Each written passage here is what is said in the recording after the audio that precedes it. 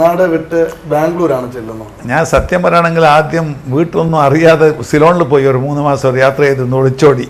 കുട്ടിക്കാലത്ത് ഉമ്മ പറയില്ല, വാപ്പ പറയില്ല, ആരും അറിയില്ല. അവർ ഞാൻ പോയതിനു ശേഷം പാസ്പോർട്ടൊക്കെ അന്ന് പാസ്പോർട്ട് ആവശ്യമില്ല, കപ്പൽ വഴിയാണ്. കപ്പൽ വഴി അന്ന് പാസ്പോർട്ട് വേണ്ടല്ലോ. ഇപ്പോഴും കോമൺവെൽത്ത് കൺട്രീസ് ഒന്നും പാസ്പോർട്ട് വേണ്ടല്ലോ, പക്ഷെ ഇപ്പോൾ വേണം. ഇപ്പം വിസ വേണ്ട, അത്രേ ഉള്ളൂ. അന്ന് പാസ്പോർട്ട് അങ്ങനെയുള്ള ഒരു പ്രശ്നവും ഇഷ്യൂ ഇല്ല, നിങ്ങൾക്ക് എവിടെ വേണമെങ്കിൽ പോവാം. അപ്പം സിലോണിലൊന്ന് പോയി ആദ്യം ഒരു 3 മാസം കൊണ്ട്. പിന്നെ എനിക്ക് ഫാദറിനും മദറിനും എന്നെ കാണുന്ന എത്ര ആഗ്രഹമുണ്ട്, അങ്ങനെ എനിക്കും ആ ഫീലിങ്സ് അധികാരത്തിൻ്റെ പേരിൽ ഞാൻ വിട്ടു വന്നു. അപ്പോൾ ഈ 3 മാസം പറയാണ്ട് പോകുമ്പോൾ ഇവിടെ അന്വേഷിച്ചില്ലായിരുന്നു. ഭയങ്കര കുഴപ്പമായി. പിന്നെ അവർക്ക് വിവരം കിട്ടി, ന്യൂസ് കിട്ടി. ഞാൻ സിലോണിലേക്ക് എത്തുന്നതിന് മുമ്പിൽ കിട്ടി വിവരം അറിഞ്ഞു. അപ്പോൾ എൻ്റെ ഫ്രണ്ട്സോട് ഞാൻ പറഞ്ഞു പോകുമ്പോൾ ഞാൻ ഇങ്ങനെ പോകുന്നുണ്ട്, പിന്നെ അവർ ഇഷ്യൂ ആക്കിയാൽ പറയണമെന്ന്. അപ്പോൾ അതിൻ്റെ പേരിൽ ഞാൻ ഓടിപ്പോയി. അത് കുറേ കഷ്ടസുഖം പോകുന്ന സമയത്ത് അന്ന് ജീവിതത്തിൻ്റെ കുറേ ഭാഗം പഠിച്ചു. എങ്ങനെയാണെന്ന് പക്ഷേ അതിലേക്ക് നമ്മൾ പോയില്ലായിരുന്നുവെങ്കിൽ നമുക്ക് അത് പഠിക്കാൻ സാധിക്കും. അല്ല, ഇന്നും സാധാരണക്കാരൻ്റെ ബുദ്ധിമുട്ടും കഷ്ടപ്പാടിനെ എങ്ങനെയെന്ന് മനസ്സിലാക്കാനുള്ള ഒരു നല്ലൊരു യാത്രയായിരുന്നു എനിക്കത്. ആ യാത്ര ഞങ്ങൾ ആ ഗ്രൂപ്പിൽ 10-15 ആളുണ്ടായിരുന്നു. 10-18-20 ആളുണ്ടാവും ഏകദേശം. അപ്പോൾ അവർക്ക് അത് യഥാർത്ഥമെങ്കിൽ വിത്തൗട്ട് പെർമിഷൻ സിലോണിലെങ്കിലേക്ക് കിടക്കുകയാണ്. അപ്പോൾ അങ്ങനെയുള്ളൊരു ഗ്രൂപ്പാണ് ഞങ്ങൾ കൊണ്ടുപോകുന്നത്. കൊണ്ടുപോയി തട്ടി കയ്യിൽ കാശ് ഭയങ്കരമായിട്ട് തട്ടിയിട്ടാലും തീർന്നു അതാണ് യഥാർത്ഥം. അപ്പോൾ അതൊന്നും മനസ്സിലാക്കാനുള്ള ബുദ്ധിയൊന്നും ഉണ്ടായിരുന്നില്ല. അറ്റ്ലീസ്റ്റ് 16-17 ഇയേഴ്സ് അല്ലേ. അപ്പോൾ അങ്ങനെയാണ് അന്ന് സിലോണിൽ പോയി. പിന്നെ ഒരു 2-3 അവിടെ ഞാൻ നാട്ടുകാർ നിറയെ ഉണ്ടായിരുന്നു. അപ്പോൾ അവരെല്ലാവരും പറഞ്ഞു, നിങ്ങളെന്തിനു വന്നു, നീ എന്തിനാണ് ഇവിടെ വന്നത്, ഇത്ര വലിയ കഴിവുണ്ട് വീട്ടിൽ നിന്ന് പറഞ്ഞിട്ട് നിർബന്ധിച്ചു.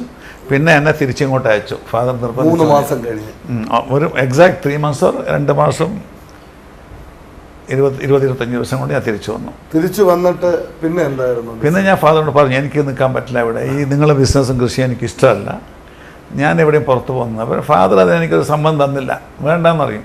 ഇത് എനിക്ക് ശരിയാകും, കുറച്ച് ദിവസം നീ പ്രാക്ടീസ് ചെയ്താൽ ശരിയാവും എന്ന് പറയും, ഇമ്പ്രൂവ് ആവും, ഇത് എനിക്ക് ഫീലിങ്സ് വരും, കൃഷി നല്ലതല്ലെന്ന് ചോദിക്കും. അവൻ നല്ലത്, പക്ഷേ എനിക്കെന്തോ അത്ര വലിയ ഇഷ്ടമായിരുന്നില്ല അപ്പോഴും. കൃഷി ഇഷ്ടമാണ്, ഞാൻ ചെയ്യിക്കലോ എനിക്ക് ഇഷ്ടമായിരുന്നു. നമ്മുടെ മനസ്സിൽ വേറെ എന്തോ കാര്യങ്ങൾ, കാരണം എന്ന് വെച്ച് കഴിഞ്ഞാൽ അത് മാത്രമേ സമൂഹത്തിലെ. എനിക്കിപ്പോൾ ഇന്ന് ഇത്ര വയസ്സായിട്ടും ബിസിനസ്സിൻ്റെ ഒരു എൻഡ് ഫീലിങ്സ് വരുന്നില്ല. എന്തെങ്കിലും ചെയ്യണം. ഓരോരോ മനുഷ്യൻ, ദൈവം ഓരോരാളെയും ഒന്നും ഫിക്സ് ചെയ്തിട്ടുണ്ട്, നിയോഗിച്ചിട്ടുണ്ട്. എന്താ ചെയ്യേണ്ടത് ഇന്നാള് അത് അവർ ചെയ്യണം. നിയോഗിച്ച് ആ കടമ നമ്മൾ നിർവഹിക്കാനാണ് നമ്മൾ ഈ ദുനിയാവിലേക്ക് വരുന്നത്. അത് ഈ ലോകത്തേക്ക് വരുന്നത് അങ്ങനെയാണ്. എല്ലാവരും അങ്ങനെ ചെയ്താൽ മാത്രമേ യഥാർത്ഥത്തിൽ പ്രോപ്പറായിട്ട് ഇത് ശരിക്കും നാടും സമൂഹവും നന്നാവും. അത് സത്യമാണ്. അതുകൊണ്ടാണ് ഞാൻ ബാംഗ്ലൂരിലേക്കുള്ള യാത്ര. ഞാൻ ആദ്യം പോയത് ഭദ്രവതിയായിരുന്നു. ഞാൻ യഥാർത്ഥത്തിൽ പോകുന്ന ഉദ്ദേശം ഉണ്ടായത് എനിക്ക് അന്ന് ബോംബെ പോകാന്നുള്ള ഉദ്ദേശത്തിലാണ് പോയത്. അന്ന് സാധാരണ എല്ലാവരും ബോംബെക്കാണ് പോവുക. അപ്പം ബോംബെ പോകുന്ന സമയത്ത് ഞാൻ ഇവിടുന്ന് കടൂർ എന്ന് പറഞ്ഞ സമയത്ത് ഞങ്ങൾ ട്രെയിൻ കുറേ ഒരു 6-7 hours ലേറ്റ്. അപ്പോൾ അവിടുന്ന് ഒരു ഹാർഡ്ലി ഒരു 30-40 കിലോയേ ഉള്ളൂ ഭദ്രാവതിക്ക്.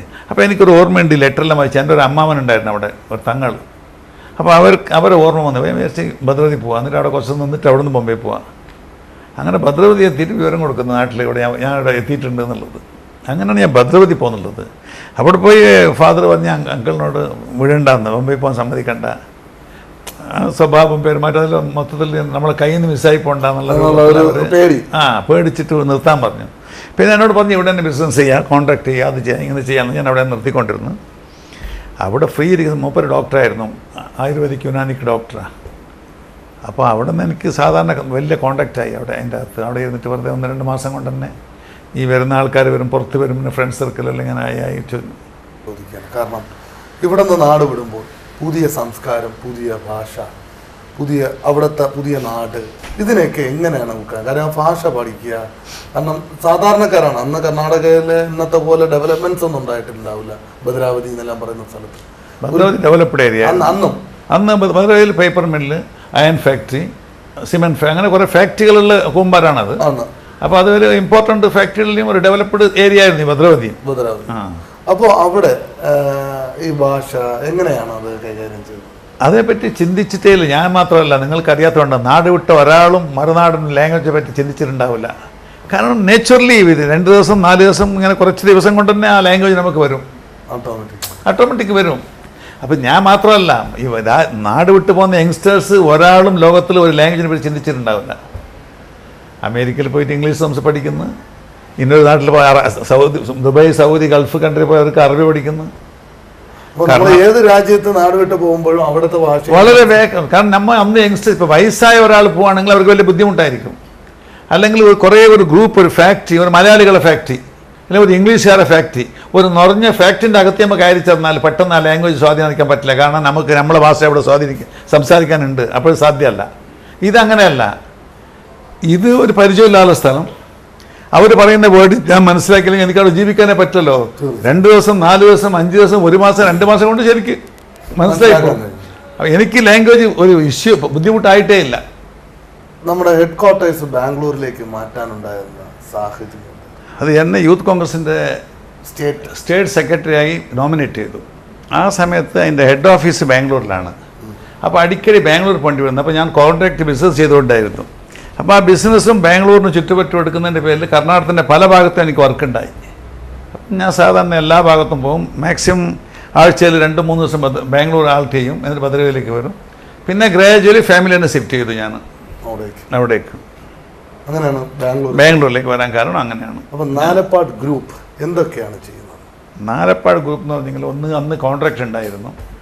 ഈ നാലപ്പാട് ഗ്രൂപ്പ് ഞങ്ങൾ നാലപ്പാടുകാരെന്ന് പറഞ്ഞു. നാലപ്പാട് ഗ്രൂപ്പ് ആക്കിയത് സത്യം പറയുകയാണെങ്കിൽ ഞാനല്ല, ഹാരിസാണ്.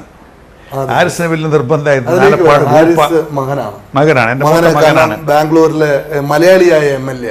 അതെ.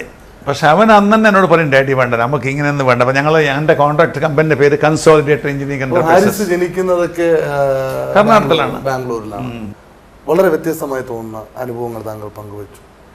ഞാൻ ചോദിക്കട്ടെ, ഒരു രാഷ്ട്രീയക്കാരനായ NA മുഹമ്മദിനെയാണോ താങ്കൾ ഇഷ്ടപ്പെടുന്നത്, ഒരു വ്യവസായിയായ NA മുഹമ്മദിനെയാണോ? രണ്ടിനെയും. അതായത് ഈ വ്യവസായികളില്ലെങ്കിൽ ഈ നാട് ഡെവലപ്പ് ആകുന്നത് എങ്ങനെയാണ്? ഇപ്പം രാഷ്ട്രീയക്കാർക്ക് ഒരു ബോധമുണ്ട്, വ്യവസായികൾ പണം ഉണ്ടാക്കുന്നവർ മാത്രമേ വരുന്നത്. അല്ല, അവർ ഈ നാട്ടിൽ പലതുകൊണ്ടും ആവശ്യമാണ്. അവർ പണം ഉണ്ടാക്കില്ലെങ്കിൽ എങ്ങനെ നമ്മൾക്ക് ടാക്സ് വാങ്ങാൻ പറ്റും? ആരുടെ ടാക്സ് വാങ്ങുന്നത്? ഈ കഞ്ഞിക്ക് ചോറ് ഭക്ഷണം ഇല്ലാത്തവരുടെ ടാക്സ് പിരിക്കാൻ പറ്റുമോ? നിങ്ങൾക്ക് ഇൻകം ആരുടെ ആരാ തരിക? ടാറ്റ, ബിർല, അങ്ങനെ വലിയ വലിയ കമ്പനിക്കാരും ചെറിയ ചെറിയ കമ്പനിക്കാരുള്ള ഈ ടാക്സ് വാങ്ങുന്നത്. ഇന്ന് ഈ ഡെവലപ്മെൻറ്റ്സിൻ്റെ വലിയ ഭാഗം ആ ടാക്സ് അല്ലേ? അത് ബിസിനസ് ചെയ്തില്ലെങ്കിൽ എങ്ങനെ ഉണ്ടാവുക? നമ്മൾ ആരും ബിസിനസ് ചെയ്യില്ല, എല്ലാവരും രാഷ്ട്രത്തിൻ്റെ പോകുന്നത്. എങ്ങനെ എന്തായിരിക്കും നമ്മൾ അവസ്ഥ? പറ. വളരെ ദാരിദ്ര്യമായ അവസ്ഥയിലേക്ക് നിങ്ങൾ തന്നെ പറഞ്ഞില്ലേ? അതാണ്. അത് തീർച്ചയായും ആദ്യം ഇഷ്ടപ്പെടും. വ്യവസായം വേണം. വ്യവസായം നമ്മുടെ നാട് വളരണമെങ്കിൽ, 4 പേർക്ക് തൊഴിലോ സൗകര്യമോ സഹായം ചെയ്ത് കൊടുക്കണമെങ്കിൽ, ഇപ്പം നിങ്ങൾ എൻ്റെ വീട്ടിൽ വന്നു, ഇവിടെ പാല്, പഞ്ചസാര ഇതെല്ലാം ഉണ്ടെങ്കിൽ നിങ്ങൾക്ക് ചായ എല്ലാം ഉണ്ടെങ്കിൽ ചായ തരാൻ പറ്റുമോ? ഇല്ലെങ്കിൽ എനിക്ക് അങ്ങനെ തരാൻ പറ്റുമോ? അപ്പോൾ അതിന് വ്യവസായം. നമ്മൾ എല്ലാവരും രാഷ്ട്രീയക്കാരാവുക. അതേപോലെ നാട്ടിൽ കൃഷി എടുക്കുന്ന ആരാ? ബിസിനസ് ചെയ്യുന്ന ആരാണ്? ടാക്സ് ആരെടുത്താ വസൂൽ ചെയ്യുന്നത്? രാഷ്ട്രീയക്കാരനെ നോക്കിയിട്ട് ഇനി എന്തോടാ കോൺഗ്രസ്സിൽ ഞാൻ KPC മെമ്പർ, ഇത്ര ടാക്സ്. കമ്മ്യൂണിസ്റ്റ് എന്താണ്? സ്റ്റേറ്റ് മെമ്പർ, ഇത്ര അങ്ങനെ ടാക്സ് കളക്ട് ചെയ്യലുണ്ടോ? ഇല്ല, രാഷ്ട്രീയക്കാർക്ക് ടാക്സ് ഇല്ല. അല്ല, ടാക്സ് അങ്ങനെ ഇല്ല.